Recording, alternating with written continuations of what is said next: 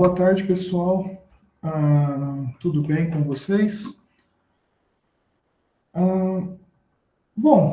Para terminar o minicurso, hoje vamos dar prosseguimento a ele, falando um pouquinho. Vamos terminar a parte de sistemas não lineares, né? Eu queria dar um exemplo físico para vocês, né? E, posteriormente, vamos falar um pouquinho de sistemas não lineares e como determinar o comportamento deles ali perto de um ponto de equilíbrio. Hoje eu pretendo ser um pouquinho mais rápido, né? Um pouquinho mais sucinto nas coisas, para que a gente possa ver todos os exemplos, certo? Então, eu gostaria de estar começando aqui, compartilhando aqui a minha tela com vocês, para que a gente possa, então, começar a falar um pouquinho, dar prosseguimento ao mini curso.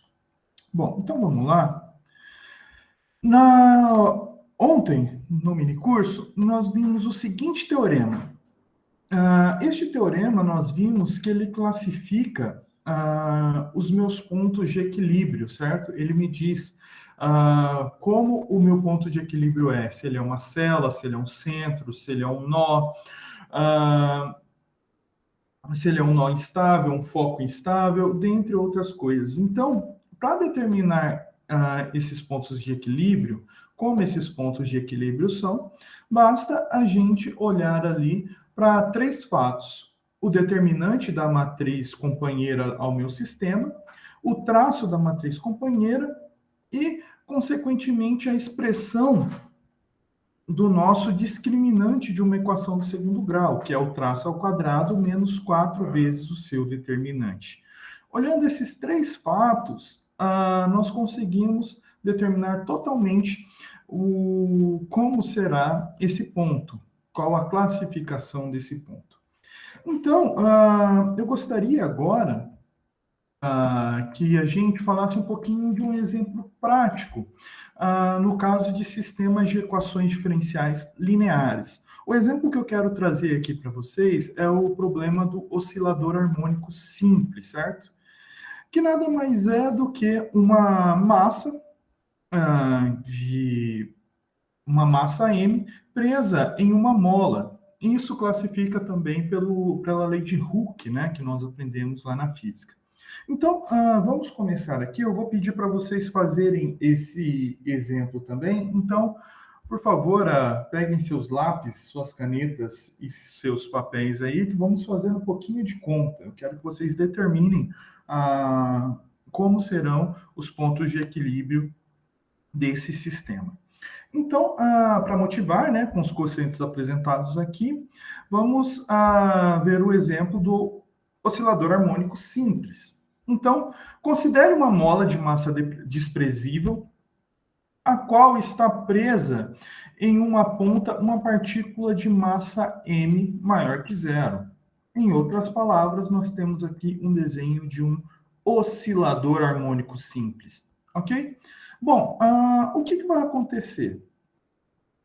Permitindo pequenos deslocamentos, e supondo que esses deslocamentos sejam dados pela função x de t, e esse x de t vai descrever a posição da minha partícula, tal que x ponto e x2 pontos sejam a velocidade e aceleração da partícula. Note que aqui nós estamos vendo algumas coisas que nós já aprendemos em cálculo diferencial 1. Quem ainda não fez cálculo diferencial 1 vai ver essas coisas, quem já fez já está se identificando. Por quê? A primeira derivada a derivada de ordem 1 em relação ao espaço, ela representa sempre a velocidade. E a derivada de ordem 2, ou a segunda derivada em relação ao espaço, é sempre a aceleração de alguma partícula que eu tenho. Então, aqui nós estamos usando esses conceitos também que a gente aprende em cálculo diferencial integral, onde a primeira derivada ela está representando a velocidade e a segunda derivada ela está representando a aceleração dessa partícula. Então, aqui como é um problema físico, nós vamos utilizar a segunda lei de Newton, né? Nós podemos escrever, então, o sistema massa-mola que a gente tem pela seguinte equação. Massa vezes aceleração, certo? Que aqui é a expressão da segunda lei de Newton, certo? Força é igual a massa vezes aceleração. E as forças aqui que estão sendo aplicadas nessa nessa massa, nesse sistema, seria menos kx, onde o K aqui é a reação da mola, ou seja, toda vez que a gente estica uma mola, ela tem uma reação de se retrair. Ao mesmo tempo que se você retrai uma mola, ela tem a reação de se expandir até ela ficar em um estado de equilíbrio, certo? Então, o meu termo aqui, menos Kx, indica essa reação da mola, onde K é maior que zero, e garante, onde K é maior que zero é a constante de elasticidade da mola, dado lá pela lei de Hooke, que nós aprendemos no ensino médio.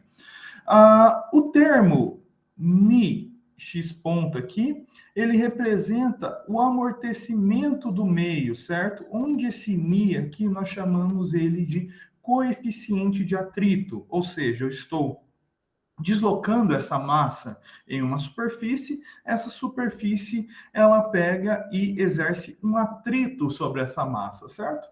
E por fim, Fe de T aqui vai ser a nossa força externa que age no sistema. Pode ser ali o ar, pode ser algum meio que eu esteja com esse sistema massa-mola, que também está fazendo alguma influência ali no deslocamento dessa massa e, consequentemente, tendo interferência no comportamento da mola, tudo bem?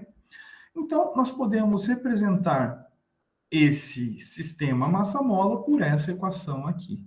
Em particular, uma vez que a massa é maior que zero, nós podemos simplificar o sistema da seguinte forma.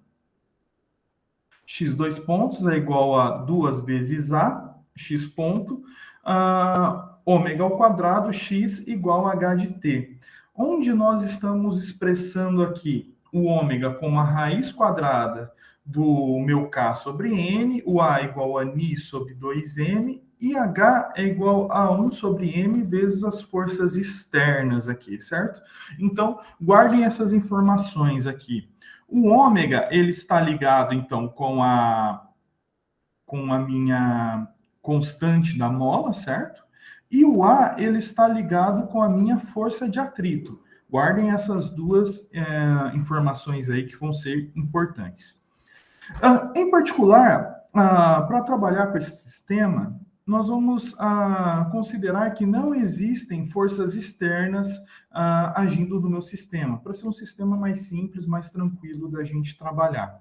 Então, a nossa equação fica da seguinte forma: x2 pontos, ou a derivada de segunda ordem, mais 2 vezes a derivada de primeira ordem, ou x ponto, mais ômega ao quadrado vezes x, igual a zero, certo? Então, vamos trabalhar com esse sistema aqui. De uma maneira simples, nós podemos expressar a equação que nós temos aqui em 13 como um sistema de equações diferenciais, da seguinte forma. De que maneira nós fazemos isso? Eu vou dar um adendo aqui. Note que a minha equação ela é dada por x2 pontos mais 2a x ponto, deixa eu só voltar aqui, mais ômega ao quadrado, x igual a zero. De que maneira eu vou fazer isso? Eu vou tomando x ponto igual a y, nós vamos ter o seguinte: se x ponto é igual a y, eu trocando aqui o x ponto igual a y nessa expressão, nós podemos escrever essa equação da seguinte forma, ó. Se x ponto é igual a y, então eu posso falar que x dois pontos, ou seja, a derivada de segunda ordem, é igual a y ponto. Eu derivo em ambos os lados. Nesse caso, então, a minha equação que representa aqui o meu oscilador harmônico, ele pode ser escrito como y ponto mais 2ay, só estou trocando as duas informações aqui que eu obtive, mais ômega ao quadrado x igual a zero. Em outras palavras, então, eu posso descrever y ponto igual a menos 2a y menos ômega ao quadrado x. Então, utilizando essa informação e essa informação, nós obtemos ali o sistema que está descrito no slide. Então, nós vamos ter aqui o sistema.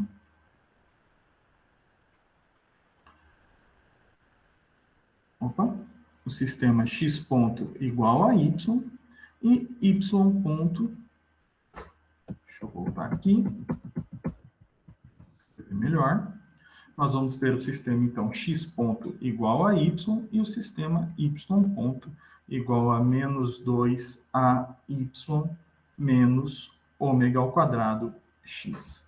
Então, nós temos esse sistema aqui. Eu gostaria que vocês fizessem agora, trabalhassem um pouquinho com esse sistema. Note que é um sistema linear, então o único ponto de equilíbrio, pelo que nós vimos anteriormente, é o ponto 0, 0, certo? Então, nós não precisamos, neste momento, calcular o ponto de equilíbrio. Mas eu gostaria que vocês achassem a matriz e tentassem, pelo menos, encontrar ali o determinante da matriz e o traço da matriz, ok? E, consequentemente, para quem conseguir aí, interpretar esse sistema, o ponto de equilíbrio desse sistema qualitativamente, interpretar qual vai ser o comportamento qualitativo desse sistema. Dá para fazer aí, pessoal? Tentem fazer rapidinho, vou dar uns 3, 4 minutos para vocês. Aí a gente vai usar o Maple, a gente vai resolver ele aqui, e depois a gente vai usar um pouquinho o Maple para ver como é que vai ficar o retrato de fase desse cara. De que maneira vocês vão fazer? Utilizando o nosso teorema aqui da aula passada, ok? Vou dar um tempinho para vocês copiarem o sistema aqui, depois eu volto no teorema, ok? Copiem aí, daí eu volto no teorema para a gente poder resolver esse sistema. Ok? Tentem aí, pessoal.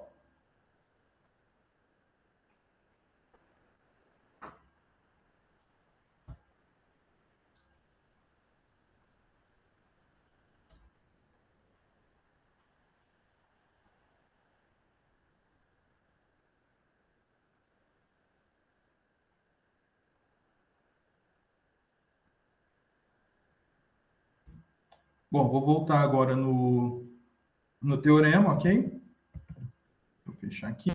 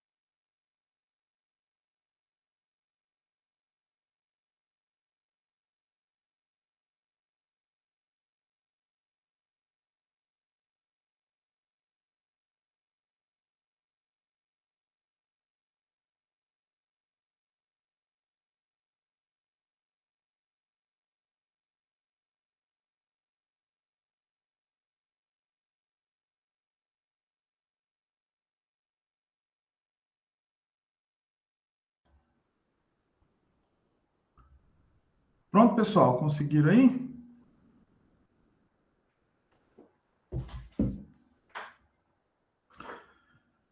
Alguém conseguiu fazer aí ou não saiu?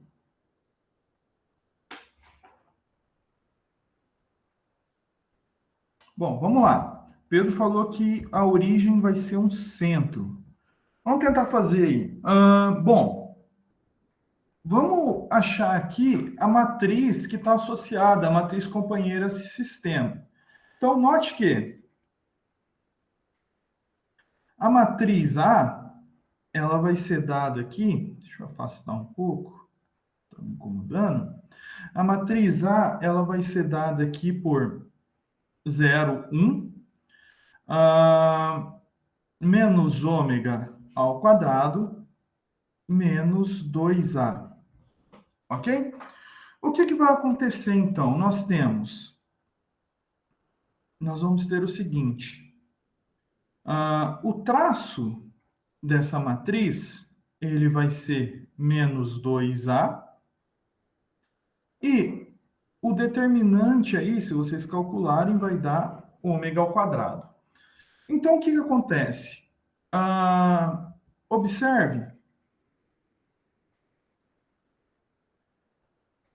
observe que o determinante dessa matriz é sempre maior ou igual que zero, correto? Por quê? Eu tenho um número ao quadrado. Todo número ao quadrado é sempre positivo.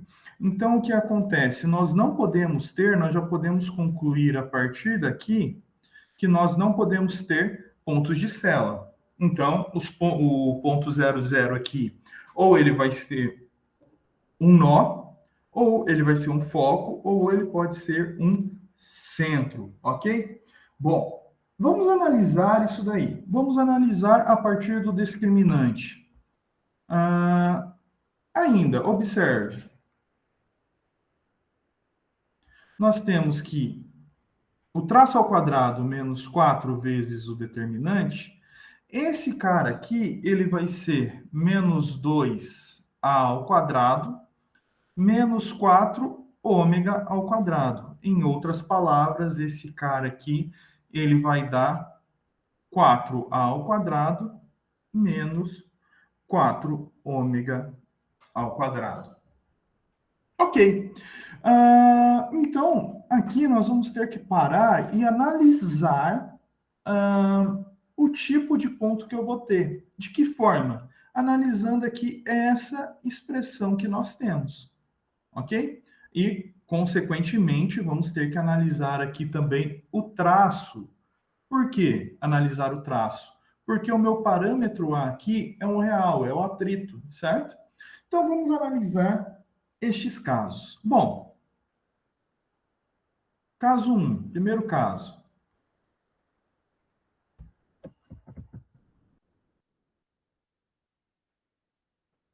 Se tal ao quadrado menos 4 vezes delta for maior ou igual que zero. Então, neste caso, perceba que eu vou ter 4a ao quadrado menos 4 ômega ao quadrado maior ou igual que zero. Eu posso escrever essa equação, essa inequação aqui, sem problemas, como a ao quadrado menos ômega ao quadrado maior ou igual que zero. Porque basta eu dividir ambos os lados por 4. Como 4 é positivo, não tem nenhum problema aí da inversão do sinal. Consequentemente, você resolvendo essa equação, você pode obter o seguinte: A vai ser maior que ômega, ou A vai ser menor que ômega, menor ou igual que ômega, menos ômega, certo? Nesse caso, então, como? Nesse caso, então, nós podemos escrever o seguinte. Esse caso aqui caracteriza um nó, né? Logo, 00 é um nó se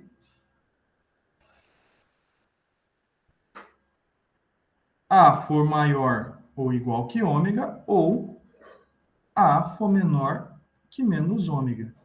Ele vai ser instável, perceba, como o traço aqui, vamos voltar um pouquinho, como o traço é menos 2A, então o que vai acontecer? Segundo o nosso teorema, ele vai ser instável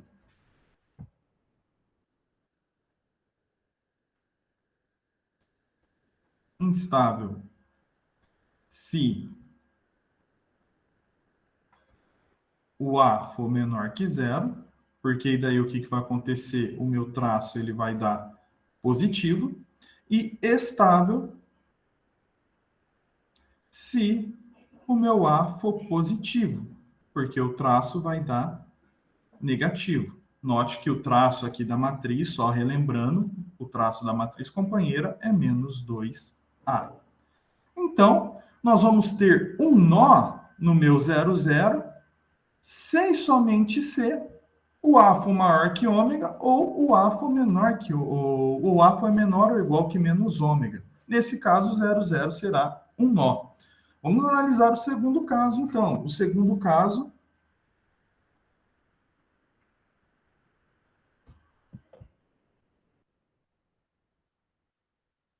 acontece se tal ao quadrado menos 4 vezes delta for menor que zero. Então, nesse caso aqui, nós podemos fazer da mesma maneira. Note que tal ao quadrado menos 4 vezes delta, ele vai ser 4A ao quadrado menos 4 ômega ao quadrado. E esse cara vai ter que ser menor que zero. Então, eu posso descrever esse cara como A ao quadrado menos ômega ao quadrado menor que zero. Ok? Então, neste caso aqui, nós obtemos o seguinte, que o A ele deve estar entre ômega e menos ômega. Neste caso, então, nós temos um foco, segundo o nosso teorema.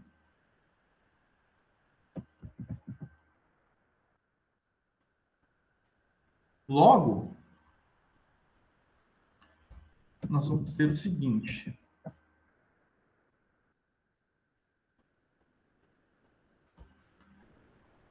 Zero, zero é um foco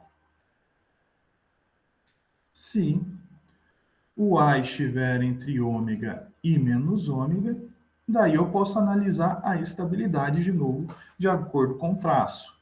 Vai dar a mesma coisa ali de cima, né? Vai ser instável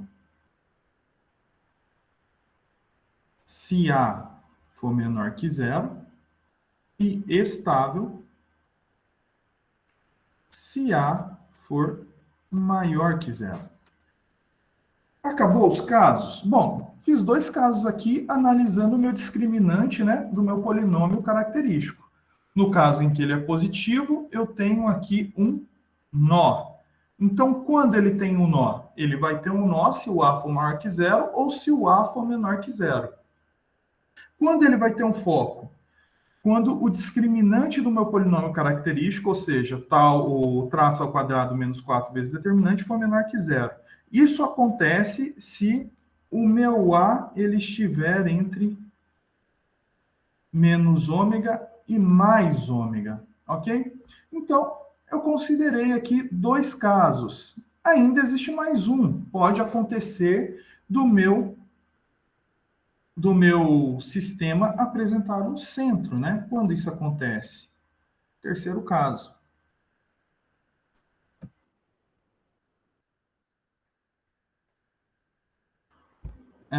No caso onde o traço for igual a zero e o determinante maior que zero. No caso aqui, nós temos um centro. Este caso acontece se o determinante a gente já sabe que é maior que zero, o tal igual a menos 2A for igual a zero. Então, o A deve ser igual a zero.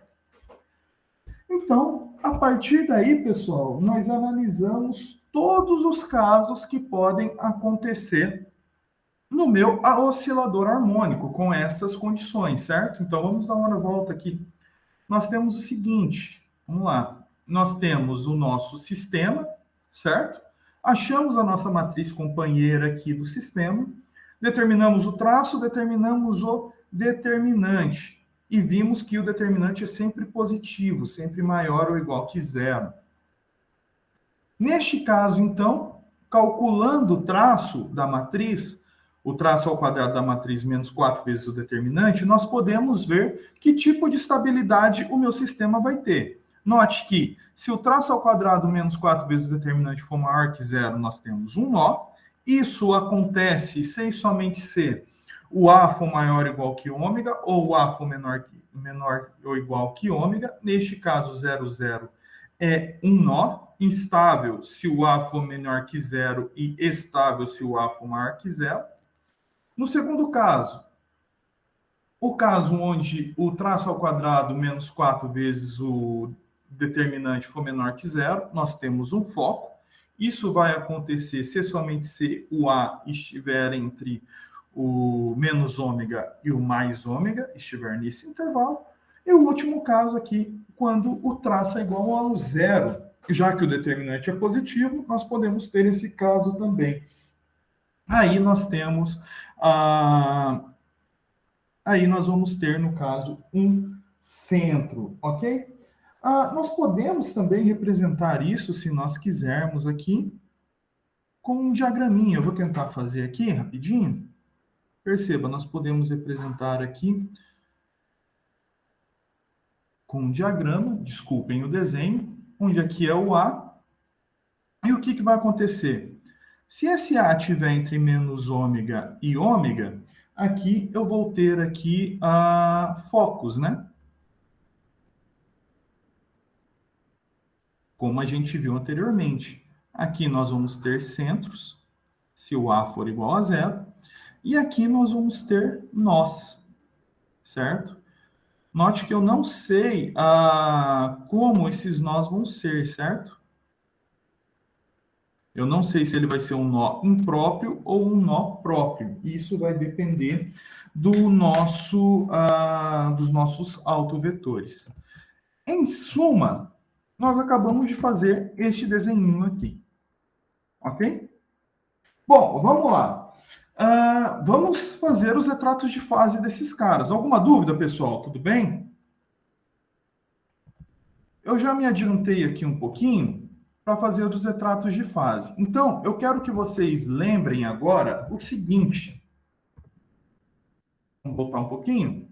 Lembrem que o ômega ele está associado à constante de elasticidade da mola. E o A ele está associado ao meu atrito. Então, vamos fazer o primeiro caso. No nosso primeiro caso, pelas contas que nós fizemos, se o meu A for zero, ou seja, o meu traço for zero, então eu tenho centro. O que isso quer dizer?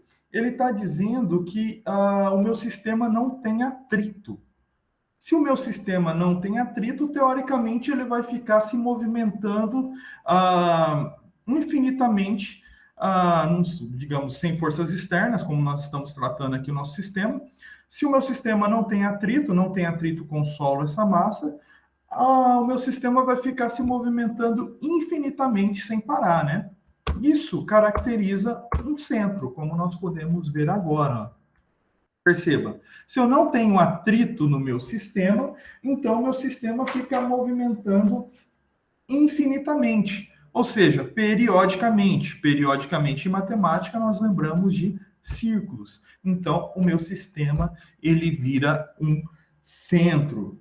Então, fisicamente ali, a gente está falando que é um sistema não amortecido, é um sistema que não tem influência do atrito, ok?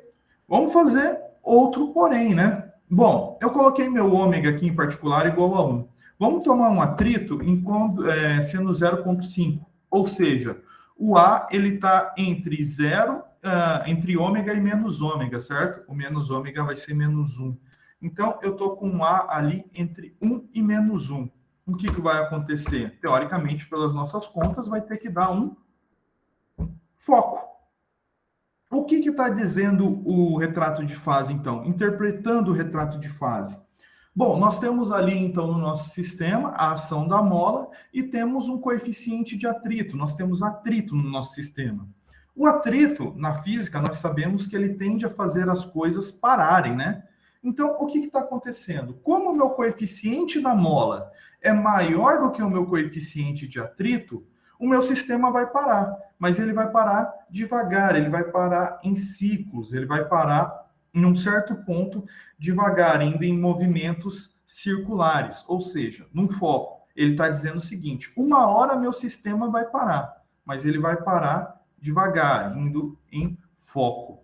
O último caso que nós temos, então, é o caso onde o atrito é maior que o coeficiente da minha mola. Teoricamente, se o atrito for maior que o coeficiente da minha mola, eu solto a minha massa, o atrito vai fazer a minha massa parar imediatamente, certo? Isso caracteriza um nó. Por quê? Eu soltei a minha massa, imediatamente o atrito, como é maior que a minha força de repulsão e atração da massa, ele vai fazer ele parar imediatamente. Isso caracteriza um nó. Perceba que esse nó aqui provavelmente é um nó impróprio, porque ele vai ter só um autovetor. No caso aí, esse sistema nós chamamos na física de um movimento superamortecido, ok? Ele já pega, você solta a massa, você solta a massa, a mola não tem força bastante para fazer ela se movimentar em cima da mesa, ou seja, ele já faz a minha massa parar. A mola não tem a força necessária para romper a força de atrito, ok? Então, esses são os casos que a gente pode analisar através da teoria qualitativa de um sistema físico. Perceba, nós não utilizamos em nenhum momento uma solução do sistema. Nós só estamos analisando o sistema através dos retratos de fase. E isso que é bonito na teoria qualitativa. Por quê? Nós pegamos um problema da realidade, um problema físico em particular, e nós conseguimos analisar ele completamente através apenas dos retratos de fase. Nós não precisamos fazer ali nenhum movimento do tipo achar uma solução explícita ou achar uma solução através de polinômios ou de funções em particular. Aqui nós só analisamos o sistema, analisamos o seu retrato de fase e conseguimos dizer exatamente o que vai acontecer em cada caso desse sistema físico. Tudo bem, pessoal? Alguma dúvida aí? Bom, então, vamos pegar aqui e vamos falar um pouquinho de sistemas não lineares, só para dar uma ideia para vocês, ok?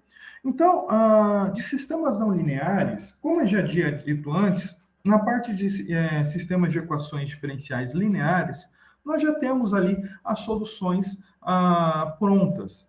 No caso de sistemas não lineares, isso já é um problema.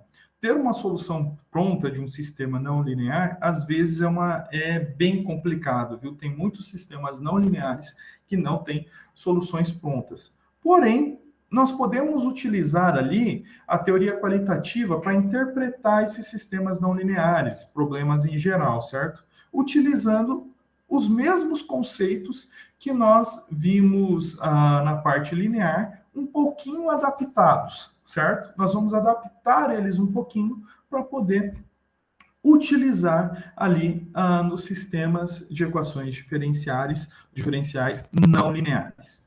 Então, o que vai acontecer?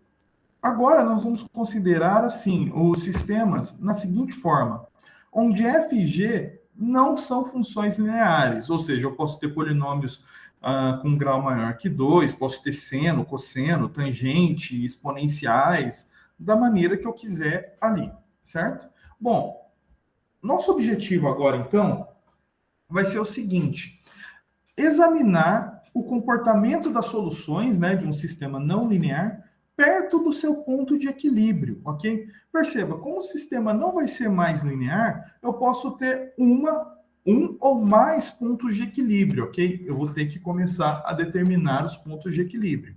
Então, eu vou poder ter um ou mais pontos de equilíbrio nesses sistemas, ok? O que, que vai acontecer? Nós vamos tentar analisar o comportamento da minha solução perto do ponto de equilíbrio. Analisando ele perto do ponto de equilíbrio, nós conseguimos ter uma ideia, inicialmente, de como a solução se comporta, como o sistema está se comportando, ok? Então, para fazer isso, nós vamos fazer o seguinte: nós vamos aproximar um sistema não linear de um sistema linear apropriado. Então, agora, nós vamos utilizar alguns conceitos de cálculo 2 como derivada parcial, e alguns conceitos de até análise real, que é o de polinômio de Taylor, certo? Mas acredito que a gente vê polinômio de Taylor em cálculo 2 ou cálculo 3, ok? Então, nós vamos utilizar alguns conceitos ali de cálculo para tentar aproximar um sistema não linear de um sistema linear. E assim, por consequência, nós conseguimos analisar o meu sistema não linear perto ali do meu ponto de equilíbrio. Em outras palavras, nós vamos fazer o seguinte: para aproximar um sistema não linear de um linear, nós vamos expandir, nós vamos desenvolver as funções f e g em série de Taylor, em torno do meu ponto de equilíbrio aqui, que eu vou chamar ele de x0, y0. Expandindo essas funções num polinômio de Taylor, em particular um polinômio de Taylor de ordem 1, nós vamos ter o seguinte: essa seguinte expressão da f e a seguinte expressão da g, onde aqui o índice x e o índice y representam as derivadas parciais de f em relação a x e de f em relação a y, analogamente de g em relação a x e de g em relação a y. E o eta1 e o eta2 aqui representam o resto do meu polinômio de Taylor. O que acontece? Expandindo esses caras por uma série de Taylor e observando que f e g no seu ponto de equilíbrio são zero, certo? Pelo que nós definimos lá na primeira aula, nós temos que a derivada de x em relação a t, ela vai ser igual à derivada dessa diferença aqui, certo? Então, eu posso escrever o sistema 14 da seguinte forma: a derivada de x menos x0, y menos y0, por essa matriz aqui, ok? Que nós obtemos, perceba, a partir do meu polinômio de Taylor, certo? Ó, nós obtemos a partir do meu polinômio de Taylor, mais os zetas aqui, o vetor formado pelos zetas. Esse vetor formado pelos zetas vão ser os meus restos ali do meu polinômio de Taylor, certo? Então, a partir desse resultado, nós podemos dizer o seguinte: que o sistema linear, que um sistema linear aproxima, a gente pode tomar um sistema linear que aproxima um sistema não linear perto da vizinhança de um ponto de equilíbrio. Em outras palavras, nós temos esse sistema aqui. Ele vai aproximar meu sistema não linear de um sistema linear perto do meu ponto de equilíbrio. Consequentemente, eu vou conseguir analisar, próximo ao meu ponto de equilíbrio, o comportamento das minhas soluções. Então, a equação 16 representa um método simples e, ainda mais, geral para encontrar o sistema linear correspondente a um sistema não linear nas proximidades do seu ponto de equilíbrio. Essa matriz aqui, quem já fez cálculo 2 e cálculo 3, já está meio acostumado em ver ela. Vai ser a matriz jacobiana, certo? Em particular, a matriz jacobiana aplicado no meu ponto de equilíbrio aqui, né? Certo? A gente vai chamar essa matriz, em particular, quando nós aplicamos o ponto de equilíbrio, de parte linear do meu sistema diferencial não linear. Será a parte linear desse sistema. Bom, então, nós vamos considerar aqui o sistema diferencial não linear. Uma definiçãozinha aqui para um próximo teorema que nós vamos ver agora, que vai nos ajudar a identificar cada ponto, certo? Então, nós dizemos que um ponto de equilíbrio x0, y0 do sistema 14, de um sistema não linear, ele é hiperbólico se todos os autovalores da parte linear desse sistema têm parte real não nula. Então, quer dizer o quê? Eu aproximo o meu sistema não linear de um sistema linear, ok?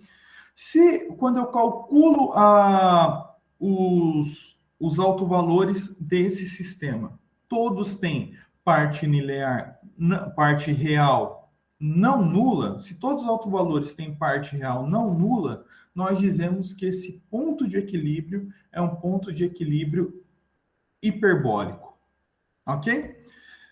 Isso nos ajuda a ter informações que o teorema a seguir vai nos fornecer sobre as soluções de um sistema não linear perto da origem, perto do seu ponto de equilíbrio. Através de um sistema linear, nós vamos aproximar do sistema não linear e nós vamos conseguir descobrir qual vai ser o comportamento desse ponto de equilíbrio próximo, o comportamento desse sistema próximo ao meu ponto de equilíbrio. Em outras palavras, o sistema que caracteriza, o teorema que caracteriza isso é o teorema de Hartmann, ok? Não vamos estar demonstrando o teorema de Hartmann aqui, eu trouxe até uma versão mais simplificada do teorema de Hartmann, porque é um teorema bem pesado, ok? A gente aprende esse teorema, a gente vê a demonstração desse teorema geralmente no mestrado ou no doutorado, ok? É um teorema bem pesado, e eu trouxe uma versão até mais simplificada dele, para que a gente possa estar somente aplicando e vendo o comportamento ali dos nossos sistemas. Então, o teorema diz o seguinte: seja x0 e y0 um ponto de equilíbrio do sistema diferencial não linear, então o sistema diferencial não linear é topologicamente conjugado à parte linear desse sistema em uma vizinhança desse ponto de equilíbrio. Calma. O que ele está dizendo? Se x0 e y0 for um ponto de equilíbrio não linear, um ponto de equilíbrio, desculpa, hiperbólico do meu sistema não linear, então esse ponto de equilíbrio vai ser parecido, próximo de uma vizinhança desse ponto de equilíbrio, as soluções vão ser parecidas com a solução do meu sistema linear. Então, o que o teorema garante para a gente? Calculando a parte linear do meu sistema não linear, calculando a parte linear do meu sistema não linear, eu consigo descrever como é que vai ser o comportamento dele próximo à vizinhança desse ponto de equilíbrio não hiperbólico. Em particular, o teorema garante o seguinte: sempre que os autovalores, por exemplo, são positivos ou negativos, são distintos, ambos positivos ou negativos, ou um positivo e um negativo, o comportamento do linear será igual ao do não linear. Porém, quando eles são iguais, aí eu tenho problema. Pode dar a gente sabe que no linear é o nó próprio ou o nó impróprio. No não linear, pode dar uma espiral. Então, esse caso, o teorema não cobre, certo? Esses três primeiros casos, o teorema, ok, dá para usar. E no caso de autovalores que são complexos, o que nós vamos ter? Quando ele dá uma espiral no linear, ele vai dar uma espiral no não linear.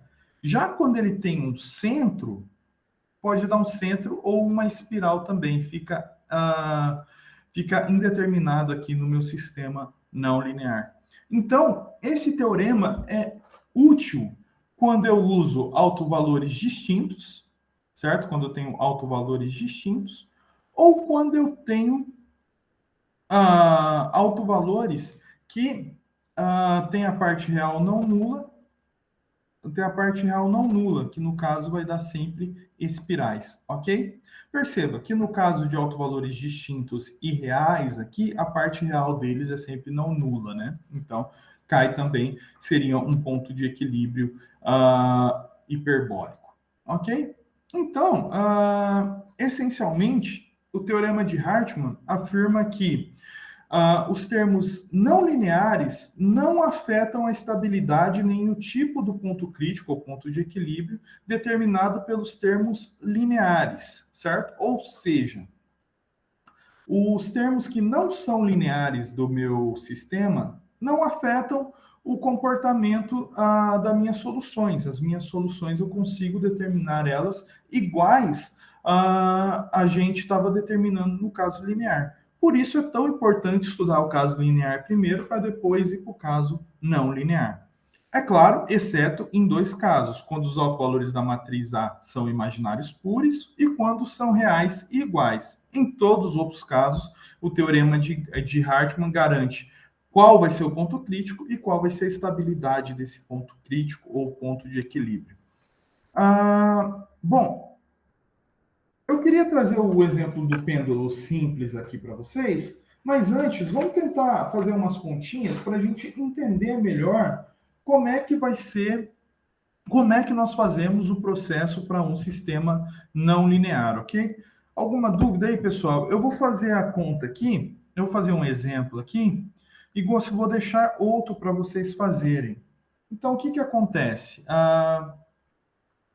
Por exemplo, eu vou fazer um item aqui, vou chamar ele de item A, e vou pedir para vocês fazerem outro.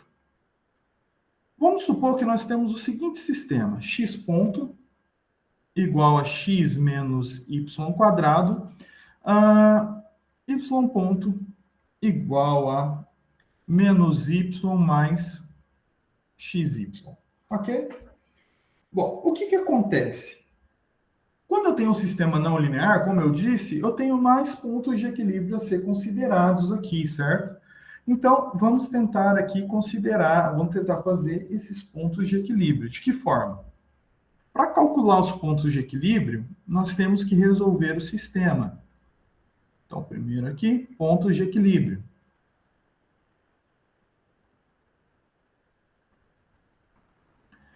O que, que vai acontecer? Nós temos que resolver o seguinte sistema: x menos y quadrado igual a zero e menos y mais xy igual a zero. Ou seja, aonde as minhas derivadas são nulas, ou seja, minhas soluções constantes ali do sistema. Então, vocês podem resolver isso daí bem simplesinho. Por exemplo, uma forma de resolver esse sistema é perceber o seguinte, ó, que x menos y quadrado é igual a zero, e eu posso isolar o y aqui e colocar ele dessa forma. Certo? Então, o que, que vai acontecer? Da segunda equação,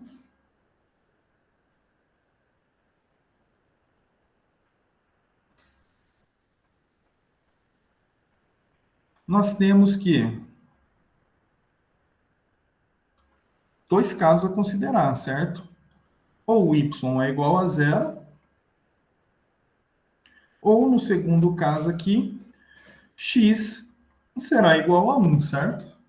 Então, substituindo aqui na primeira equação, observe, se y for igual a zero, então eu tenho que x é igual a zero, substituindo y aqui na minha primeira equação. Se x for igual a 1, substituindo na minha primeira equação, eu vou ter que y1 menos y quadrado é igual a zero. Ou seja, o y pode ser igual a mais ou menos 1. Portanto, eu vou ter ali 3 pontos de equilíbrio.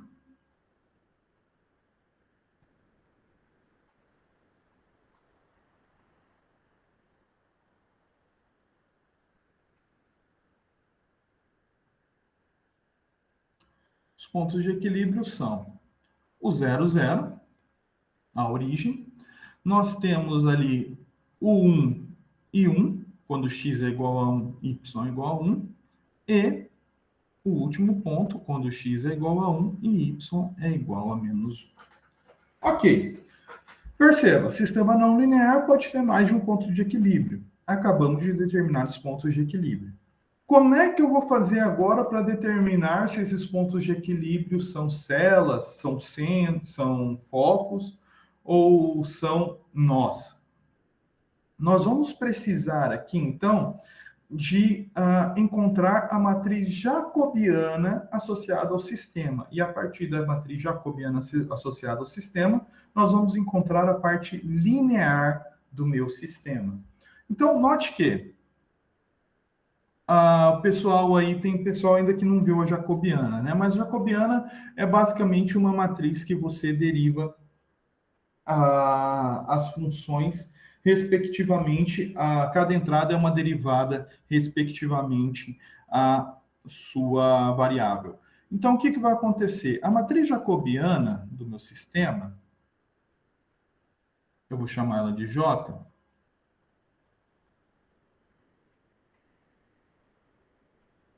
A matriz jacobiana desse sistema, em x e y, ela vai ser o quê? A derivada da f em relação a x, depois a derivada da f em relação a y, a derivada da g em relação a x e a derivada da g em relação a y. Então, ok. Fazendo essas derivadas aí, é fácil ver que a derivada da f, que é a minha primeira equação aqui, em relação a x vai dar 1, e a derivada da f em relação a y vai dar menos 2y. Já em g, a derivada da g em relação a x vai dar y, e a derivada de g em relação a y vai dar menos 1 mais x. Em outras palavras, eu tenho aqui essa matriz. 1 menos 2y, e aqui vou ter y menos 1 mais x. Logo, eu tenho que analisar aqui a parte linear em cada ponto de equilíbrio. Então, por exemplo, analisando a parte linear.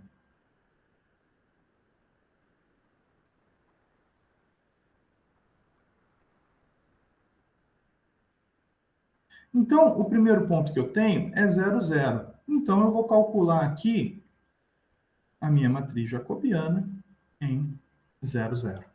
Então, substituindo aqui, vai dar, então, 1, 0, 0 e menos 1. Então, eu vou ter essa matriz aqui.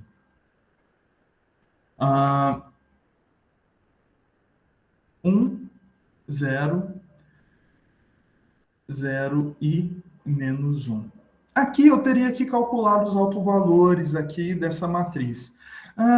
Em particular, eu já coloquei alguns exemplos para a gente poder utilizar ainda o teorema que a gente viu anteriormente, para ficar mais fácil ali para a gente estar calculando, certo? Mas, em tese, eu teria que calcular os autovalores ali. Calcular através do meu polinômio característico. Em particular, nós vamos ter o seguinte.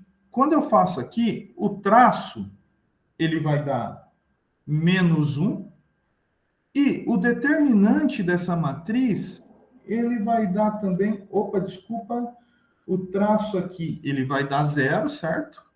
Que é a soma, o traço vai dar 0, e o determinante vai dar menos 1.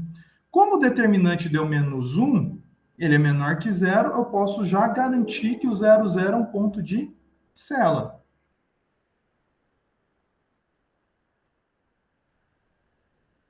Porque o determinante deu menos 1. Ok. O segundo ponto, o ponto 1 e 1. Nós vamos ter, então, aqui a jacobiana, aplicada no ponto 1 e 1.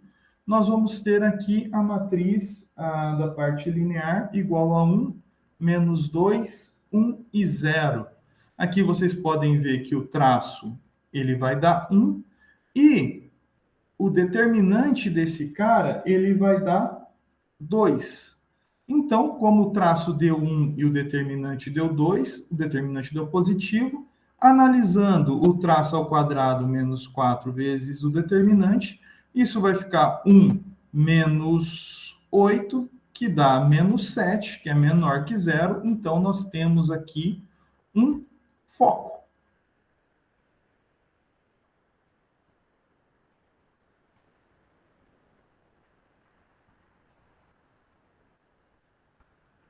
Por fim, o ponto 1 menos 1, analisando aqui a parte linear dele, nós vamos ter a seguinte matriz aqui. 1, 2, menos 1 e 0. Neste caso aqui, o traço da minha matriz continua sendo 1 e o determinante dela vai dar 2, que também é maior que zero. Então, eu analiso aqui o traço ao quadrado menos 4 vezes o determinante. Perceba que esse cara aqui, de novo, vai dar menos 7, que é negativo. Então, eu tenho que 1 menos 1 também é foco. Então, novamente, bem simples, bem tranquilo. Basta eu determinar aqui os meus pontos de equilíbrio e analisar a parte linear de cada sistema. Em tese, eu teria que analisar cada autovalor e cada autovetor. Mas já peguei alguns exemplos para a gente poder já utilizar o teorema direto e sem problema nenhum calcular as coisas mais rápido. Ok, pessoal? Eu queria aqui, deixa eu ver o tempo. Ok. Eu queria aqui trazer um sistema para vocês fazerem rapidinho.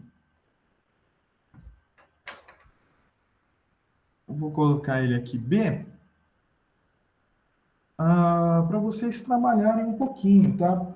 Vamos pegar ele aqui, x ponto igual a 1 menos 2xy e y ponto igual a 2x y menos y. Certo? Tentem descrever aqui, eu já vou colocar a matriz jacobiana aqui, para pessoal que não viu ainda cálculo 2. A matriz jacobiana desse cara, ele vai dar menos 2y, menos 2x, 2y, 2x menos 1. Ok? Tentem achar os pontos de equilíbrio aqui e tentem analisar qual vai ser o comportamento aí desses pontos de equilíbrio. Dica, só vai dar um ponto de equilíbrio, tá? Tentem fazer aí rapidinho, que daí a gente vai ver um exemplo prático de sistema não linear, só para vocês terem uma ideia também. Dá para fazer aí, pessoal?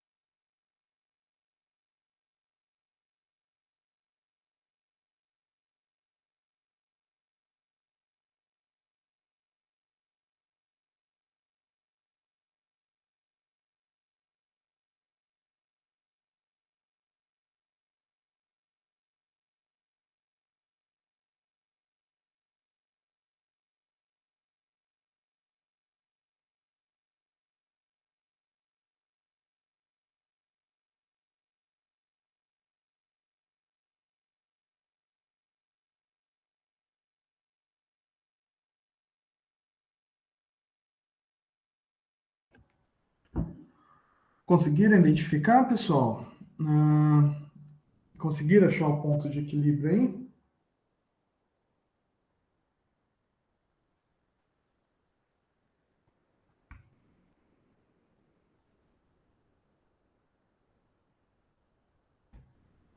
Bom, vamos lá então. Acho que talvez. Vamos lá então. O que vai acontecer aqui? O ponto de equilíbrio aqui, já vamos colocar ele direto. O ponto de equilíbrio aqui, ele vai ser o ponto.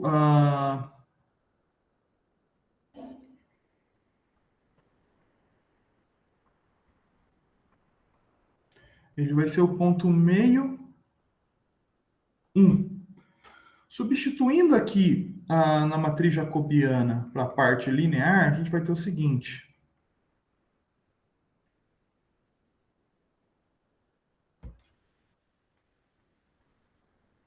J de meio 1, ele vai ser a matriz menos 2, menos 1, 2 e 0. Então, você calculando aí, você vê que o traço dá menos 2 e o determinante vai dar... o determinante, ele vai dar 2, que ele é positivo, certo? Calculando aí, então, o discriminante desse cara, nós vamos ver que é o seguinte, delta ao quadrado menos 4 delta, o traço ao quadrado menos 4 vezes o determinante, isso aqui vai ficar 4 menos 8, certo?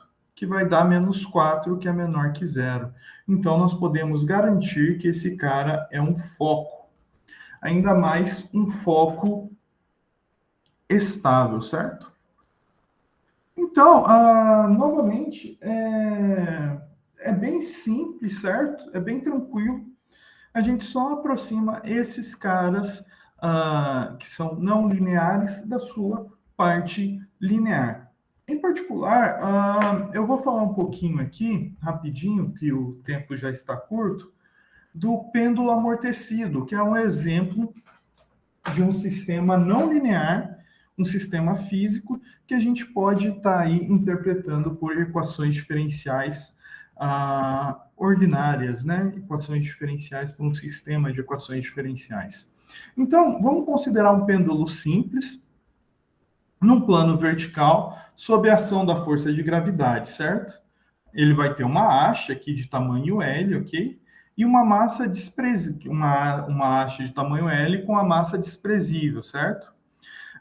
E aqui nós vamos ter uma massa M maior que zero. E esse pêndulo se movimenta fazendo o movimento natural do pêndulo, né? Indo para a esquerda e para a direita sucessivamente. Bom, levando em conta a ação da gravidade e também a força de atrito, né, a segunda lei de Newton garante que o sistema ele pode ser escrito da seguinte equação, certo? Perceba que massa vezes aceleração, certo? Aqui eu tenho a velocidade que o pêndulo está se movimentando e aqui o deslocamento dele, certo? Por simplicidade, nós sempre tomamos a haste igual a 1, obtendo assim esse sistema aqui. Note que o termo K, x ponto, é responsável pela dissipação de energia e faz que o pêndulo seja amortecido pelo atrito, certo? Perdendo velocidade, que é a energia cinética, e altura, que é a energia potencial. Ou seja, o termo Kx ele está ligado à velocidade do pêndulo. Pense da seguinte maneira: conforme o pêndulo vai se movimentando, ele adquire uma energia potencial quando ele chega no ápice da altura dele e posteriormente uma energia cinética. Isso você vai tendo uma certa velocidade no pêndulo com esse movimento que ele vai tendo. Conforme o pêndulo vai perdendo a velocidade, a teoria é ele ir parando, certo? Então, esse termo Kx, ele é responsável por essa dissipação de energia, ok? Bom, então, chamando novamente ômega ao quadrado igual a g sobre L, aqui o L é igual a 1, e K sobre M, nós podemos escrever a seguinte equação aqui do pêndulo amortecido, certo? Ou, em outras palavras, nós obtemos esse sistema aqui. Perceba que é um sistema não linear, porque eu tenho o termo aqui seno de x. Bom, eu vou comentar um pouquinho sobre esse sistema, então. Deixa eu partir aqui para a lousa digital novamente, para que a gente possa entender esse comportamento. Então, vamos lá. Pêndulo, né? O pêndulo, né? Em particular, o pêndulo amortecido. Então, o sistema formado pelo meu pêndulo aí é x ponto igual a y e y ponto igual a menos gama y menos ômega ao quadrado seno de x. Os pontos de equilíbrio, se você for calcular os pontos de equilíbrio desse pêndulo, note que o y é sempre igual a zero, certo? O y sendo igual a zero, eu fico na dependência aqui do meu seno de x para calcular os pontos de equilíbrio. Em particular, nós podemos dizer que nós temos os seguintes pontos de equilíbrio.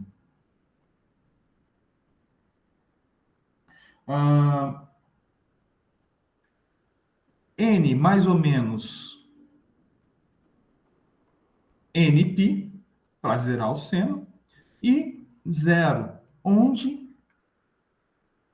n aqui é um inteiro qualquer. Tudo bem? Então, esses, teoricamente, são os pontos de equilíbrio do meu pêndulo amortecido. Vamos ver como é que vai ser a linearização desse sistema, ou seja, qual que vai ser a parte linear desse sistema? Então, vamos analisar ele. Analisando a parte linear, temos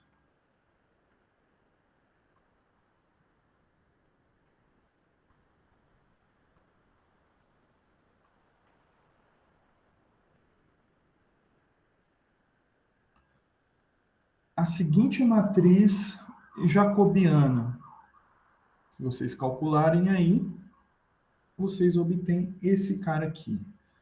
0, 1, menos ômega ao quadrado cosseno x, deixa eu colocar esse um pouquinho mais para cá, e menos gama, certo? Então, vamos analisar em dois pontos aqui em particular. Vamos analisar no 0, 0, que é um ponto de equilíbrio, e em π zero. Vamos analisar em particular nesses dois pontos aqui do meu pêndulo amortecido. Note que, como eu tenho meus pontos de equilíbrio sendo nπ, eu tenho infinitos pontos de equilíbrio e esses pontos de equilíbrio estão todos sobre o eixo x, ok?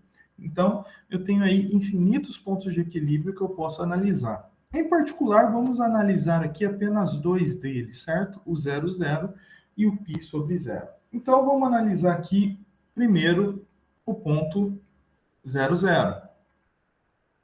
A origem, certo? Então, para 0, 0, eu tenho que a parte linear aqui do meu sistema, ele vai ser 0, 1. O cosseno de 0 é sempre 1, né? Então, ele vai ficar com menos ômega. E aqui, o último ponto é menos gama. Ok. Vamos lá. Note que o traço da minha parte linear aqui é menos gama. E o determinante desse cara vai ser ômega ao quadrado, que ele é sempre maior ou igual a zero, certo?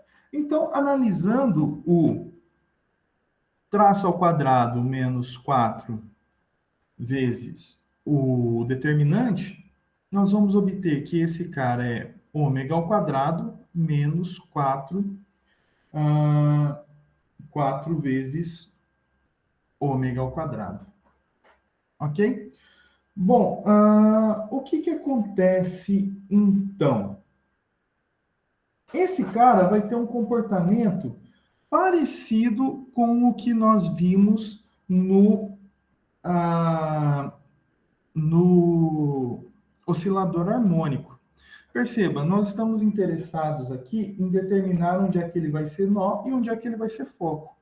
Esse cara aqui vai ser bem parecido com o que nós vimos lá no oscilador harmônico. Então, se o gama for maior ou igual a ômega, ou o gama for menor ou igual a menos ômega, nós teremos aqui um nó. Eu não consigo determinar com precisão que nó ele vai ser, porque nós vamos precisar aqui garantir que os dois autovalores são distintos, certo? Eles podem dar iguais, dependendo do valor do gama ou do ômega. Então, um caso mais interessante aqui a se considerar é quando o traço ao quadrado menos 4 delta for menor ou igual que zero. Aqui nós vamos obter o seguinte, que sempre quando esse gama tirar entre ômega, estiver entre ômega e menos ômega, nós teremos um foco. Esse é o caso mais interessante. No caso de para π e zero, nós vamos ter a seguinte matriz jacobiana. A seguinte parte linear do sistema, desculpa. No caso, vai ser 0, 1, ômega ao quadrado menos gama. Neste caso, perceba que o determinante aqui, o traço vai dar sempre menos gama, e o determinante aqui, ele vai dar menos ômega ao quadrado, então ele vai ser sempre negativo. Logo, eu tenho o meu ponto de Sela. Então, nós conseguimos, da mesma maneira ali, interpretar o movimento do meu pêndulo amortecido. Eu já fiz para fazer os retratos de fase aqui, vamos interpretar ele, interpretar o meu pêndulo amortecido. Aqui o A está fazendo o papel do meu gama, ok? Então, perceba, vamos fazer a interpretação aqui desse cara. O gama, ele vai estar ligado ao meu coeficiente K, né? Que determina aqui a minha velocidade. Então, se o gama, se a velocidade for menor que a gravidade, então quer dizer que o meu pêndulo ele vai começar numa velocidade e logo ele vai parar, certo? Então, vamos fazer isso. Aqui o A está fazendo o papel do gama e o ômega aqui está fazendo o papel da gravidade, uma vez que a gravidade está ligada aqui ao meu parâmetro ômega. Então, fazendo aqui o retrato de fase,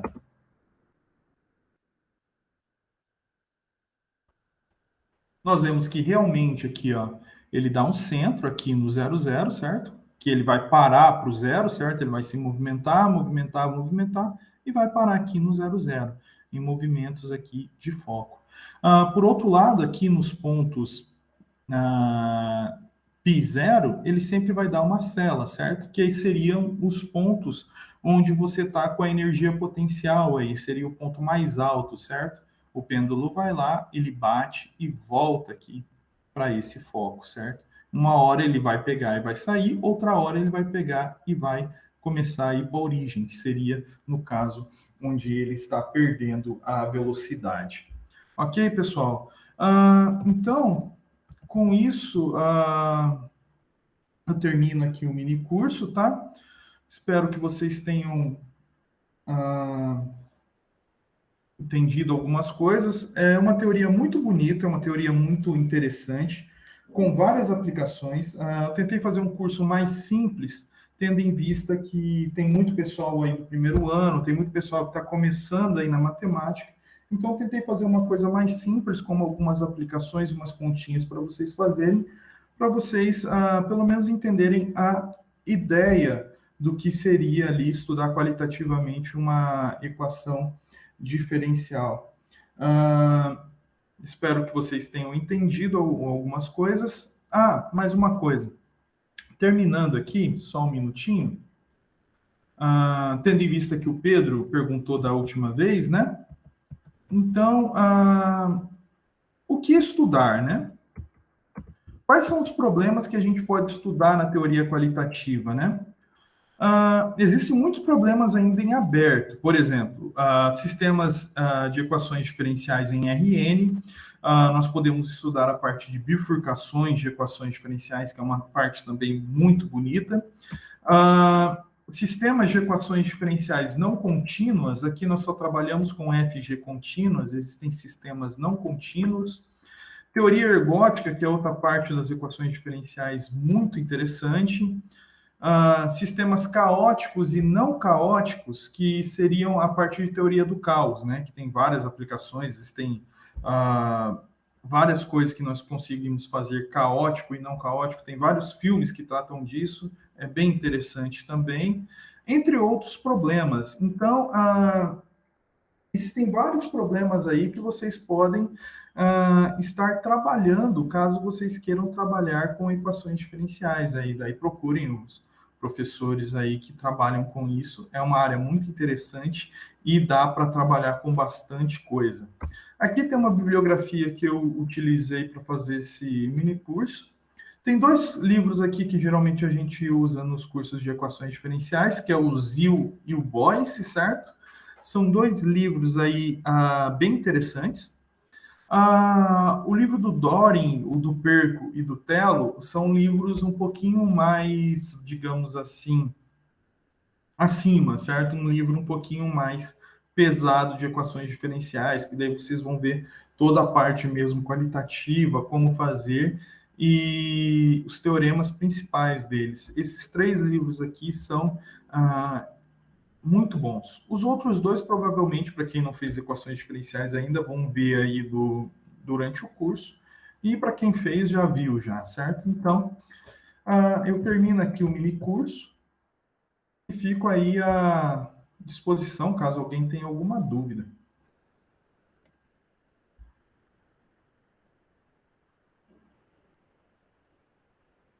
Nenhuma? Acho que não, professor. Acho que não. Então, tudo bem, então, pessoal. Fico aí à disposição de vocês, caso vocês queiram estudar isso, procurem o professor Marcelo, ele entende bastante disso também. O professor Ronan também faz uma parte também de equações diferenciais. Como eu disse, é um tema muito interessante.